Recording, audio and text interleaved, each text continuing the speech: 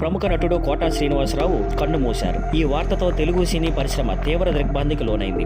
ఆయనకు అత్యంత సన్నిహితుడైన వారు బ్రహ్మానందం. వీరిద్దరూ కలిసి 100కు పైగా సినిమాల్లో నటించారు. వీరిద్దరి కాంబినేషన్ అంటేనే కామెడీ హిట్. తెరపై వీరిద్దరూ కలిసి కనిపిస్తే ప్రేక్షకుల నవ్వుల మోత ఎక్కాల్సిందే. తెర వెనక కూడా వీరిద్దరూ మంచి స్నేహితులుగా ఉండేవారు. కోటా గారు బ్రహ్మానందంను సరదాగా ఒరే అని పిలిచేవారు. బ్రహ్మానందం కూడా అదే రీతిలో స్పందించేవారు. అయితే కోటా గారు వయసులో పెద్దవారు అయినప్పటికీ ఈ స్నేహబంధం మధ్య ఈ మాటలు సాధారణం అయ్యాయి. కోటా గారి పార్థివ దేహాన్ని చూసిన బ్రహ్మానందం భావోద్వేగానికి లోనయ్యారు. రాజేంద్ర ప్రసాద్ తో కలిసి వచ్చి నివాళులు అర్పించారు. బ్రహ్మానందం కన్నీళ్లు ఆపుకోలేకపోవడంలో ఉన్నవారందరినీ కదిలించింది. తరువాత మీడియాతో మాట్లాడిన బ్రహ్మానందం ఇలా చెప్పారు. ఆయనతో కలిసి ఎన్నో సినిమాలు చేశాం. ఎంతసేపు కలిసి ఉండేవాళ్ళం. షూటింగ్లలో రోజంతా కలిసి గడిపేవాళ్ళం. ఇంకా నమ్మలేకపోతున్నాను. ఆయన లేరు అనడం నిజంగా దుర్భరంగా ఉంది. అలాగే బ్రహ్మానందం కోటా గారు నిజాయితీగా ధైర్యంగా ఉండేవారు. ఆయన లాంటి టాలెంట్ కి సరిపోలేవారు లేరు. ఇది సినీ ప్రపంచానికి మాకందరికీ పెద్ద లోటు అంటూ భావోద్వేగంగా స్పందించారు. Thank you for watching. Please like, share and subscribe.